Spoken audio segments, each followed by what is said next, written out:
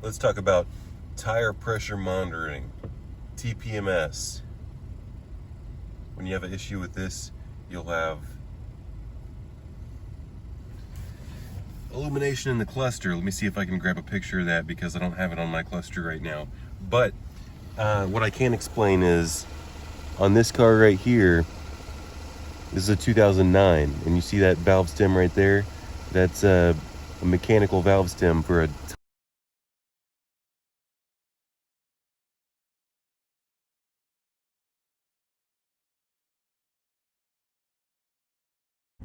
Okay, so those two pictures that I just posted up, the first one was actually the TPMS sensor. And I'm talking about B8s, B8.5, stuff newer than 2009 up. Okay, so the TPMS sensors apply to 2009. And if you had a warning light, a TPMS warning light like you saw in the second picture, then your first step would be to air up all your tires. And then in park, you're gonna go to the car button, which sometimes, if you don't have Premium Plus with navigation, then your button's gonna be up here, but this one I have the car button down here. So then you would hit the car button, you would go down to tire pressure monitoring. You have to be in park, like I said. You would store now and then confirm. Tire pressure is stored. Now, if it does not reset your TPMS in the cluster, then you're gonna have to get your codes read by a scan tool that's capable of reading the body control module, something more fancy than just your regular OBD2 module, something fancier than your everyday scan tool. So I've replaced the most common thing, if it won't go away on a 2009, is tire pressure monitoring, the TPMS sensors. All right, if it's newer than 2009, you don't have TPMS sensors, it goes by the wheel speed. It sees a differential of the wheel speed. If one of your tires is low on air, it'll see that tire is not spinning as fast as the rest of them, and it will set it in the cluster from that way. So sometimes if you got that situation and you reset it, it might not go away right away. Sometimes you have to go through a learning procedure of driving it for about 15 minutes or so after you put TPMS sensors in it. But most of the time, you should be able to reset it and then drive it. And then it'll go through a learning cycle, and if it's not happy, it'll come back up. So then you have to check all your tire sizes, make sure your tire sizes are all correct. It would have to be a pretty extreme tread depth to cause a problem, but that is a possibility. Audi's tread depth recommendation is no more than 3 seconds between tires. So after you put a tire on or do a tire rotate or reset your tire pressure, you're always supposed to come to the car button and then to tire pressure monitoring and then store now and then confirm. So that has been my tire pressure monitoring information update. Now let's check our driver's door right here. We've got our recommended tire pressures. We've got our dimensions and our size for our tire. And check out the spare right there. We've also got 61 PSI that's supposed to go in the spare. Don't forget your spare. Don't forget to check that you have all your hardware, your jack, your tools, anything that you'd need to put your spare tire on the side of the road. So always check your spare tire pressure as well. Now we're going to run through the tire and wheels section of the good old owner's manual. This is for a 2010 A4. It's going to be in a pouch like this, like such. And most of this information you're not going to need, so I'm going to run through most of it. Talking about new tires. This is an interesting little thing. They call it unidirectional tires, basically talking about one-way directional tires. We just call it directional. Get all your warnings. You want to make sure that you got good, nice tires on there. Let's see, I skipped.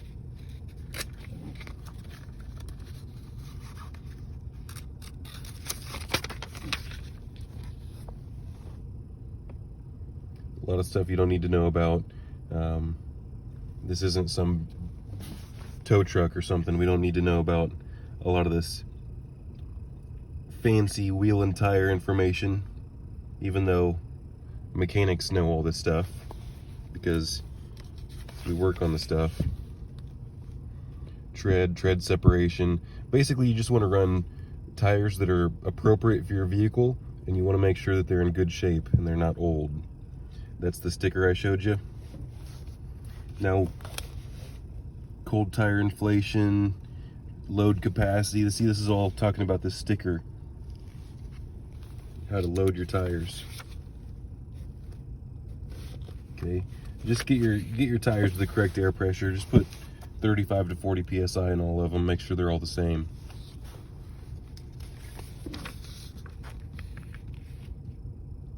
Never inflate too much. Max inflation is like 42 psi on a lot of tires.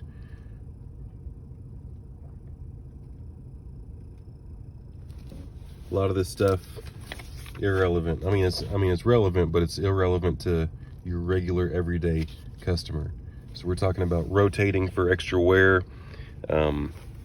not extra wear, to reduce wear, to even out and distribute the wear of the tires. Now that is nice to do. It's nice to do. You could probably do it every 15,000 miles, every 20,000 miles, but these Audis really don't even need a rotation. I mean, it would help, but they wear pretty evenly. I'm just saying that, compared to everything else.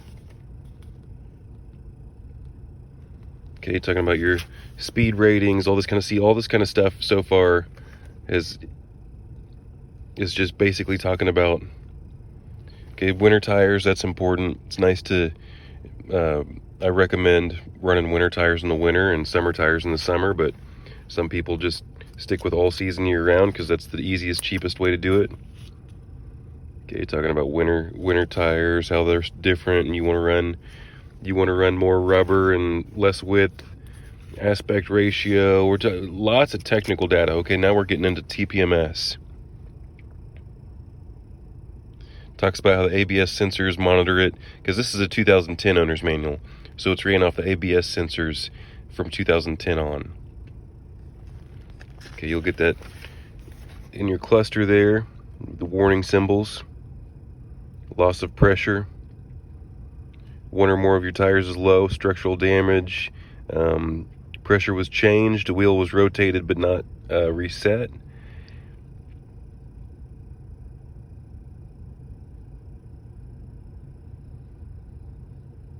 All basic stuff. There's nothing really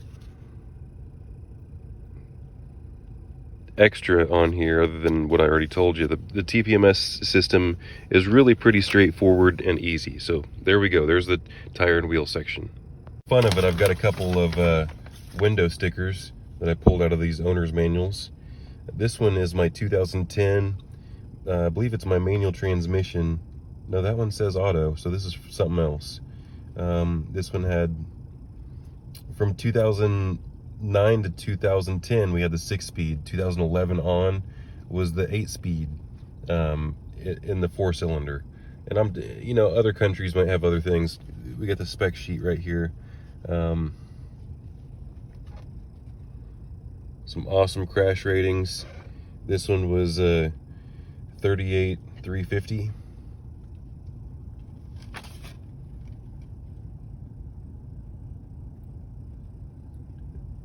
This was Premium Plus. This one wasn't all that fancy. It looks like it didn't have navigation. It had 3-zone climate control, heated seats. This is pretty basic. Pretty basic 2010 for $38,000. Now this one here, we have a 2011 Q5. I sold this one to my buddy. It's really crazy how cheap these Q5s are, but this one's optioned out pretty much exactly like that A4. And it's 1 year newer. It's got the 8-speed transmission instead of the 6-speed. We got almost the same exact fuel mileage. Crash ratings. That one doesn't really, says not rated. That's interesting. Pretty much all the same stuff. Base price is a little bit higher in the Q5. Options are a little bit more.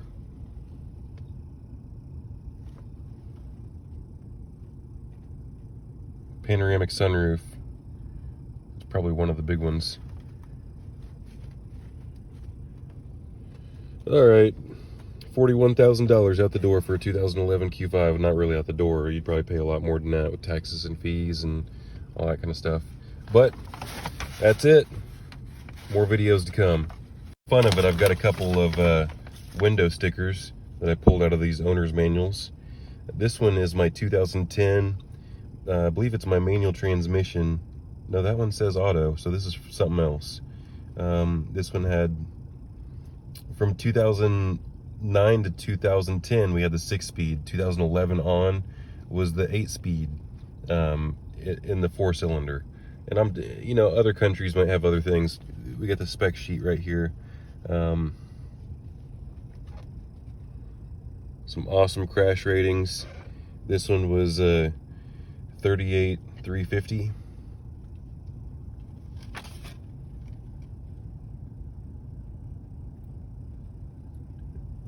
This was Premium Plus. This one wasn't all that fancy. It looks like it didn't have navigation.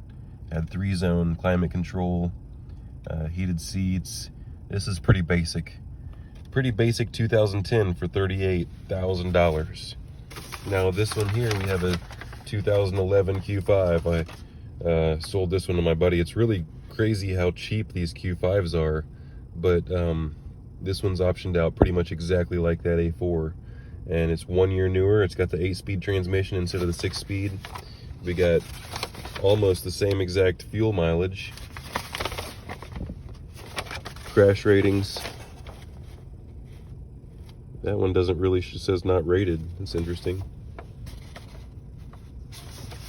Pretty much all the same stuff. Base price is a little bit higher in the Q5. Options are a little bit more.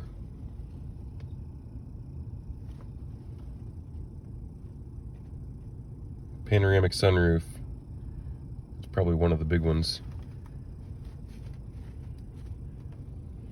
All right, $41,000 out the door for a 2011 Q5. Not really out the door. You'd probably pay a lot more than that with taxes and fees and all that kind of stuff. But that's it. More videos to come.